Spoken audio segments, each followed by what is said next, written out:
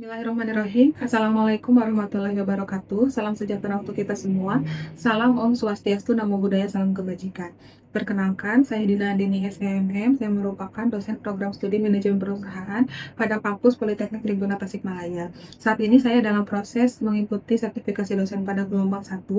Saya akan melakukan penyusunan dokumen pernyataan diri dosen dan dalam unjuk kerja Tridharma Perguruan Tinggi. Pada kesempatan ini, saya akan memaparkan salah satu mata kuliah yaitu pengantar akuntansi dengan bobot 3 SKS. Mata kuliah ini membahas tentang sifat dasar perusahaan dan akuntansi, laporan keuangan menggunakan akun untuk mencatat transaksi, akun raca, proses penyesuaian, akun kas, menyelesaikan siklus akuntansi, layak jurnal penyesuaian, sistem akuntansi, proses penyesuaian akuntansi untuk perusahaan dagang, membuat dan posting layak jurnal penutup, laporan arus kas, ilustrasi, siklus akuntansi. Capaian pembelajaran mata kuliah ini adalah yang pertama, memahami proses pencatatan akuntansi untuk perusahaan jasa, yang kedua, memahami proses pencatatan akuntansi untuk perusahaan dagang, kemudian yang ketiga, memahami teknik pencatatan, penggolongan, dan prosedur akuntansi untuk perkiraan raca.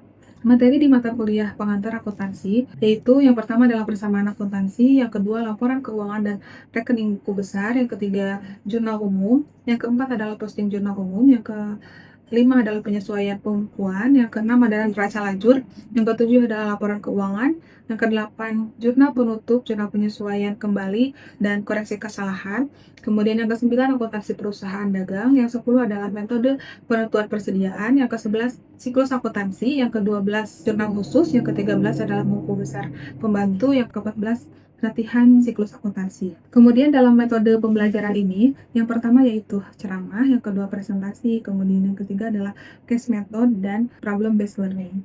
Berikut ini adalah proses pembelajaran pada pertemuan pertama mengenai persamaan dasar akuntansi. Selamat menyaksikan. Terima kasih. Wassalamualaikum warahmatullahi wabarakatuh.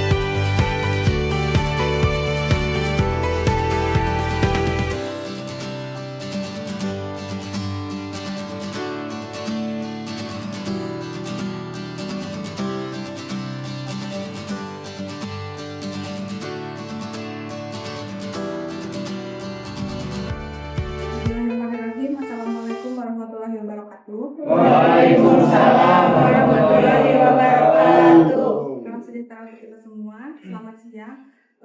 Bagaimana kabarnya? Alhamdulillah. Alhamdulillah. Oke, sebelum kuliah ini dimulai, marilah kita baca basmalah bersama-sama. Bismillahirrahmanirrahim. Baik ya, sebelum kuliah ini dimulai, Ibu akan absen terlebih dahulu. Asifa Putri, Hadir. Fadel, Hadir Bu. Nafiska, Hadir. Putri, Hadir. Risa, Hadir. Viva, Hadir. Sakit. sakit, Aan, Hadir. Anju, Hadir. Gea, Hadir. Hamdan, Hadir. Harka, Hadir. Henry, Hilman, Hadir. Hilmi, Hadir. Ilyas, Hadir. Intan, Irwan, Izin. Naufal, Hadir. Reva, Hadir. Sherly, Siti Topia, Hadir. Wanda, Hadir. Gani, Yes, hadir. Hilmi, Hadir. Langit, Hadir. Muhammad Iksan, Najwan, Ridho. Hadir. Hari ini kita akan mata kuliah mengenai pengantar akuntansi, yaitu pertemuan terhadap persamaan dasar akuntansi. Nah, berikut adalah kontrak perkuliahan ya. Jadi yang pertama, setiap mahasiswa wajib untuk mengikuti perkuliahan. Yang kedua, menjaga adab dan etika. Yang ketiga, berpakaian sopan dan sesuai aturan kampus. Yang keempat, tugas dikumpulkan tepat waktu. Kemudian yang kelima, teknis perkuliahan, ceramah, presentasi, diskusi, dan studi kasus. Ini adalah penilaian, unsur penilaian akhir, yaitu ada nilai ujian tengah semester UTS 30%, kemudian untuk UAS 30%, nilai tugas 20%, kemudian ada kuis 20%. Kalau nilai tugas itu berdasarkan dari nilai kehadiran dan juga nilai tugas. Berikut adalah indikator, yaitu ada arti akuntansi, tujuan akuntansi, peranan akuntansi dalam perusahaan, kemudian ada konsep biaya, transaksi bisnis, dan kesamaan akuntansi, kemudian laporan keuangan, analisis, dan interpretasi laporan. Langsung saja, berikutnya adalah arti dari akuntansi. Akuntansi sering juga disebut sebagai the language of business atau bahasa perusahaan atau bahasa bisnis. Secara umum, akuntansi dapat didefinisikan sebagai percakapan untuk mencatat, mengelompokkan, kemudian mengisahkan transaksi-transaksi yang bersifat keuangan dan untuk menafsirkan akibat-akibatnya terhadap perusahaan. Sampai di sini ada yang ditanyakan? Saya ingin bertanya, Bu. Ya, boleh. Kalau dalam perusahaan, ada perusahaan apa saja? Ya, terima kasih ya atas pertanyaannya. Dalam akuntansi untuk perusahaan itu ada tiga, yaitu ada perusahaan jasa, perusahaan manufaktur, dan perusahaan dagang. Ya, langsung saja kita lanjut lagi untuk materinya. Yang pertama adalah mencatat. Jadi membukukan secara sistematis semua surat-surat atau bukti-bukti transaksi ke dalam jurnal. Kemudian ada mengelompokkan, yaitu menggolongkan transaksi keuangan yang bermacam-macam ke dalam kelompok-kelompok transaksi. Kemudian yang ketiga adalah mengisahkan, yaitu meringkas semua pos yang ada dalam perusahaan dengan cara sistematis sehingga memudahkan penyajian laporannya, yaitu ke dalam laporan keuangan. Sampai di sini ada yang ditanyakan lagi mengenai laporan keuangan? Siapa? Saya, Bu, izin bertanya. Ya, boleh, silakan Hilman. Kalau laporan akuntansi itu ada apa aja? Oke, terima kasih ya pertanyaannya, ini sangat bagus sekali ya. Oke, barangkali ada teman-teman yang mau coba untuk menjawab dari pertanyaan Hilman. Silakan, Putri. Bisa? Mengenai laporan keuangan? Bisa? Apa saja? Ini boleh disebutkan. Ada neraca, laporan rugi laba, dan juga laporan perubahan modal. Ya, oke. Makasih ya Lisa jawabannya. Nah, jadi untuk laporan keuangannya ada neraca, laporan laba rugi, kemudian ada laporan perubahan modal. Kemudian yang selanjutnya adalah menafsirkan, yaitu menganalisa arti dari bermacam-macam laporan sehingga dapat diambil kesimpulan tertentu atas laporan keuangan tersebut. Selanjutnya ada tujuan akuntansi. Untuk tujuan akuntansi ini secara umum dapat dikatakan bahwa tujuan akuntansi adalah untuk Menjadikan informasi kepada pihak yang berkepentingan. Nah, di sini ada yang tahu nggak pihak-pihak yang berkepentingan dalam akuntansi itu apa saja? Siapa saja? Oh, ya, boleh. Siapa angkat tangan dulu? Pemilik perusahaan. Terus apa lagi? Manajemen. Terus perusahaan untuk laporan akuntansi ini membutuhkannya untuk apa? Mengetahui perkembangan perusahaannya.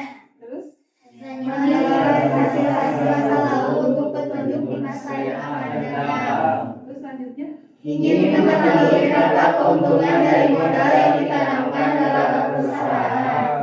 ya. Kemudian untuk manajemen, yaitu orang-orang yang diberi tanggung jawab untuk mengelola Perusahaan. membutuhkan laporan akuntansi untuk apa saja? Untuk melaksanakan fungsi pengawasan bagian organisasi. Terus Memberikan pelayanan kepada dalam perusahaan. kemudian Membantu memecahkan masalah likuiditas, kapabilitas, dan rentabilitas. lanjut selanjutnya. Memberi gambaran perencanaan masa yang akan datang atau budget. Oke, terima kasih semuanya. Dan selanjutnya ada pihak kreditur, yaitu ingin mengetahui sampai seberapa jauh tingkat keamanan kredit, yaitu pinjaman yang akan diberikan kepada perusahaan tersebut. Terus selanjutnya ada pemerintah membutuhkan laporan keuangan untuk apa? Instansi perpajakan, pengawasan pemberian upah, Dan statistik untuk menentukan usia kayu. nah, selanjutnya ada buruh atau karyawan.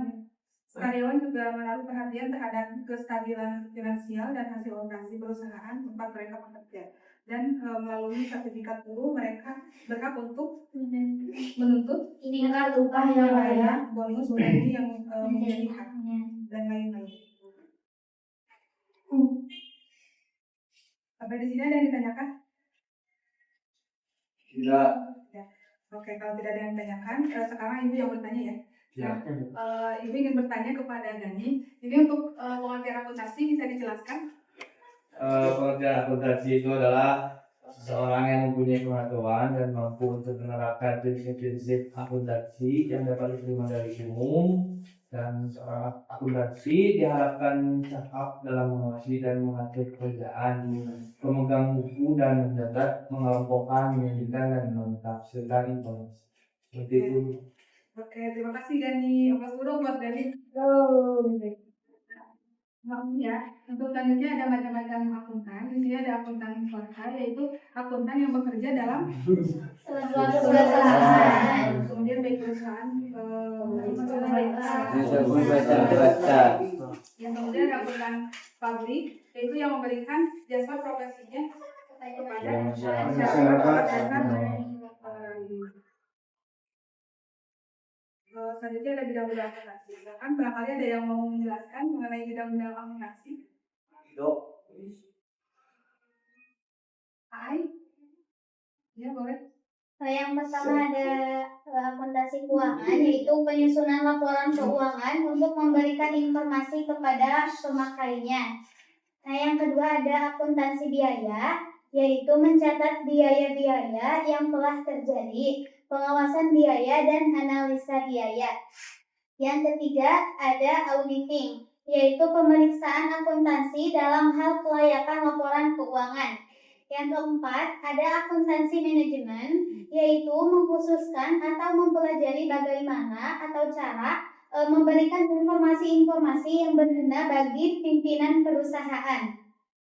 Yang kelima ada akuntansi perpajakan, yaitu penerapan aturan-aturan perpajakan ke dalam catatan akuntansi untuk menentukan besarnya pajak.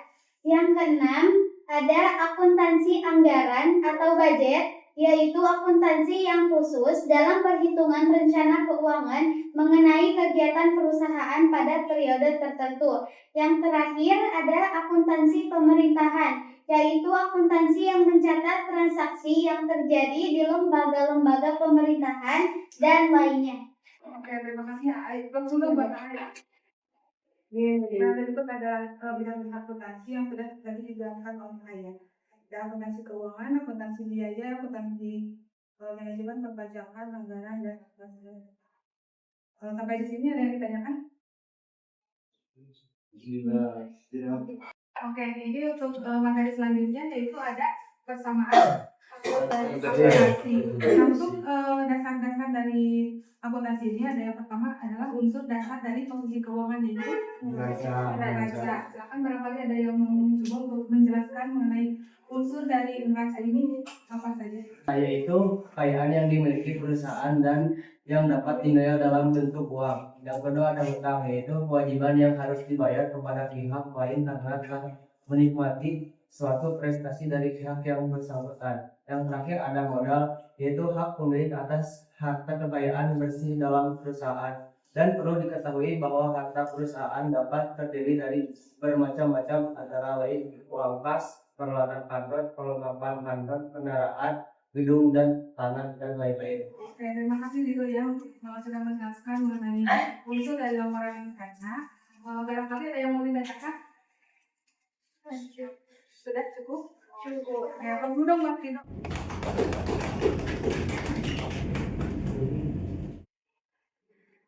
Nah, selanjutnya ya, ini adalah persamaan akuntansi, yaitu jika kita mengaitkan ketiga unsur tadi dari posisi keuangan tersebut di atas, yaitu ada apa aja? Kemudian mari kita akan melangkah dapat membuat dari persamaan akuntansi. Jadi persamaan akuntansi itu jika seluruh harta perusahaan dibiayai dari harta atau pemiliknya, maka akan mendapatkan persamaan akuntansi, yaitu Persamaan modal kapital. Kemudian jika sebagian harta perusahaan dibiayai dengan harta pihak lain, maka kita akan menghasilkan persamaan akuntansinya, yaitu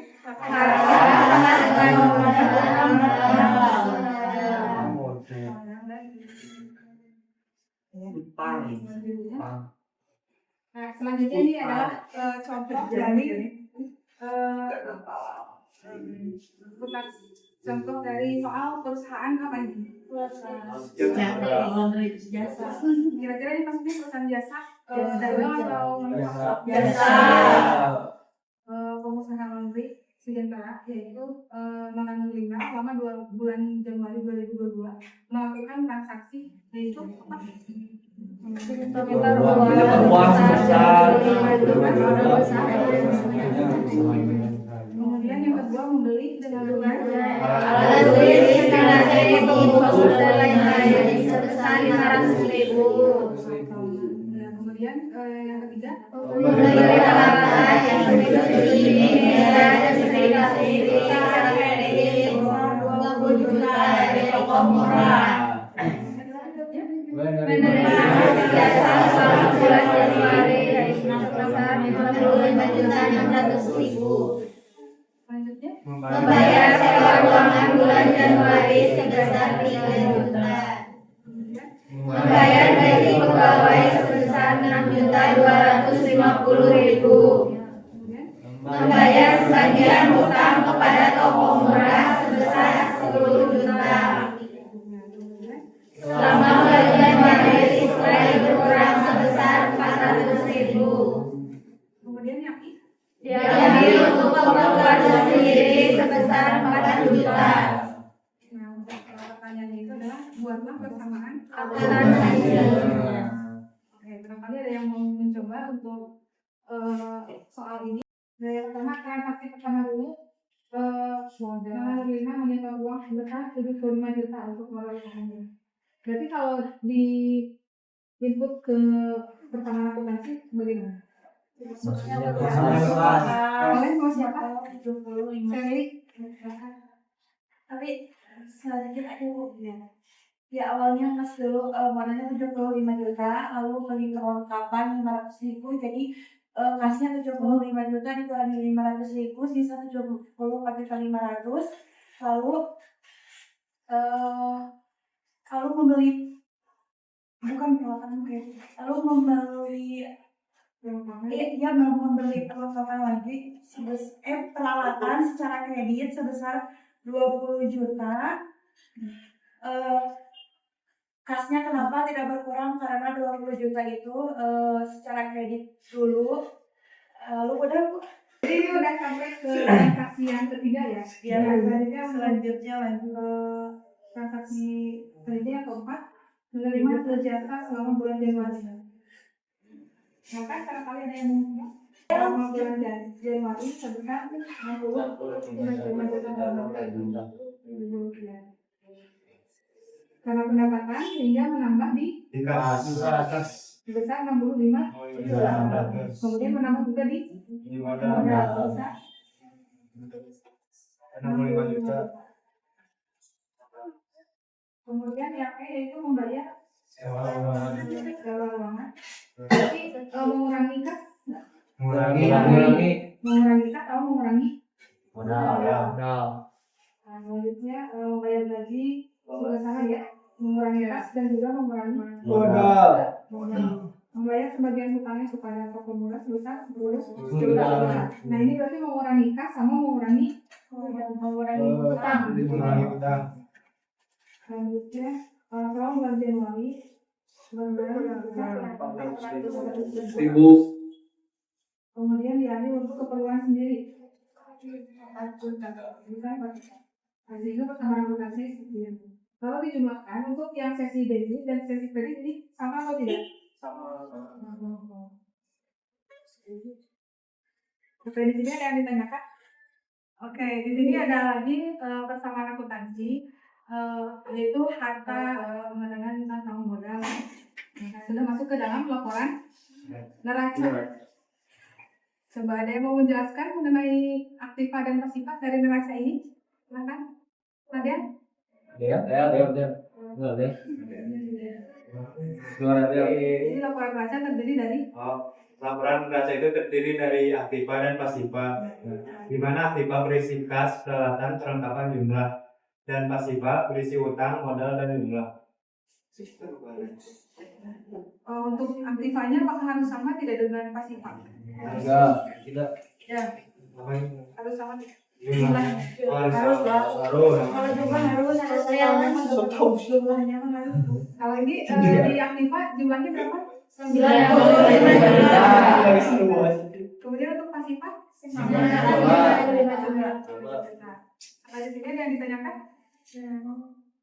Oke, jika tidak, kita lanjut lagi ya. Nah, ini dalam laporan keuangan dan rekening hutang. Mengenai laporan keuangan ada yang ditanyakan? Laporan keuangan dan rekening hutang yaitu merupakan hasil akhir dari suatu proses pencatatan akuntansi yang merupakan suatu ringkasan dari transaksi keuangan yang terjadi selama tahun yang bersangkutan. Berarti laporan keuangan dibuat selama 1 tahun. Laporan keuangan yang disusun biasanya terdiri dari dan juga laporan perubahan modal. Ada yang mau mencoba menjelaskan mengenai pengertian dari neraca laporan laba rugi? Putri? Untuk laporan keuangan yang disusun biasanya terdiri dari 3. Yang pertama ada neraca. Neraca yaitu laporan yang menunjukkan keadaan keuangan suatu perusahaan pada waktu tertentu. Yang kedua ada laporan rugi laba, yaitu laporan yang menunjukkan hasil usaha atau penghasilan dan biaya-biaya perusahaan selama satu periode akuntansi. Yang ketiga ada laporan perubahan modal, yaitu laporan yang menunjukkan sebab-sebab perubahan modal perusahaan dari jumlah pada awal periode menjadi jumlah pada akhir periode. Oke, bagus dulu dong buat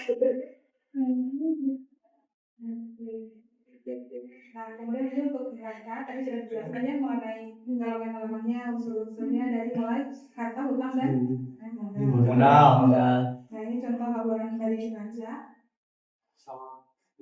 Terdiri dari harta, hutang, dan modal, semuanya harus Sama. Harta terdiri dari apa saja?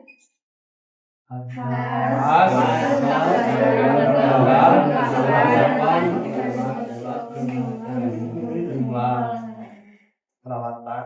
Nah, kalau di sini ada akumulasi penyusutan peralatan. Kenapa ada akumulasi penyusutan peralatan?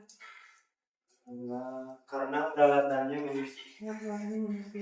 Oke, kalau yang tanah menyusut nggak kalau tanah? Tidak. Nah, selanjutnya ada hutang ya. Hutang jangka pendek dan hutang jangka panjang. Kemudian ini ada laporan laba rugi. Jadi sudah dijelaskan untuk melihat apakah laporan perusahaan itu rugi atau laba.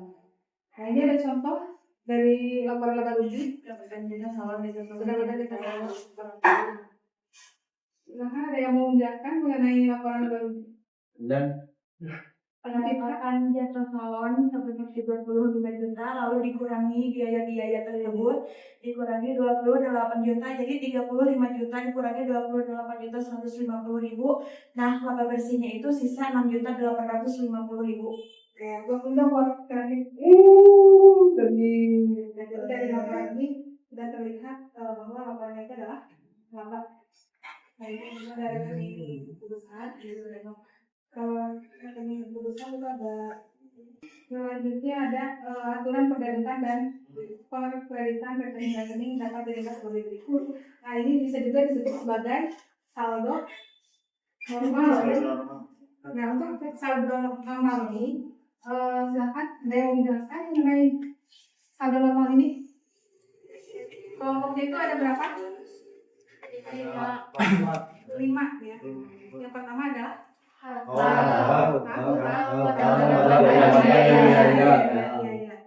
untuk saldo normalnya harta di kemudian apabila bertambah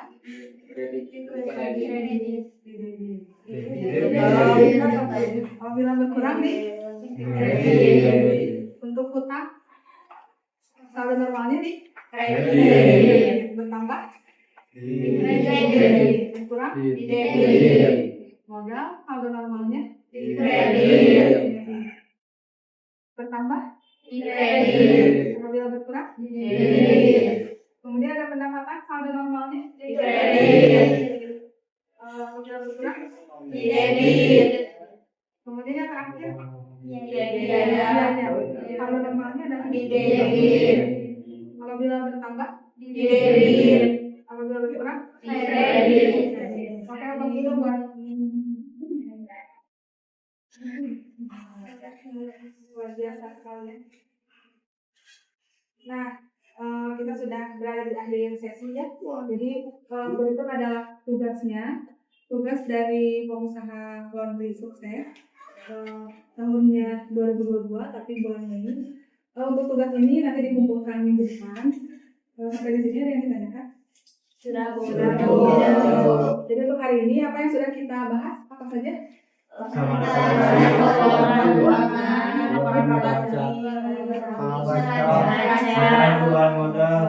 Laporan perubahan modal. Alhamdulillah, marilah kita tutup saja. Terus boleh lanjut dengan baca penggalan bersama. Alhamdulillahirobbilalamin. Kita akan bertemu lagi di depan ya. Terima kasih atas perhatiannya. Wassalamualaikum warahmatullahi wabarakatuh. Waalaikumsalam warahmatullahi wabarakatuh.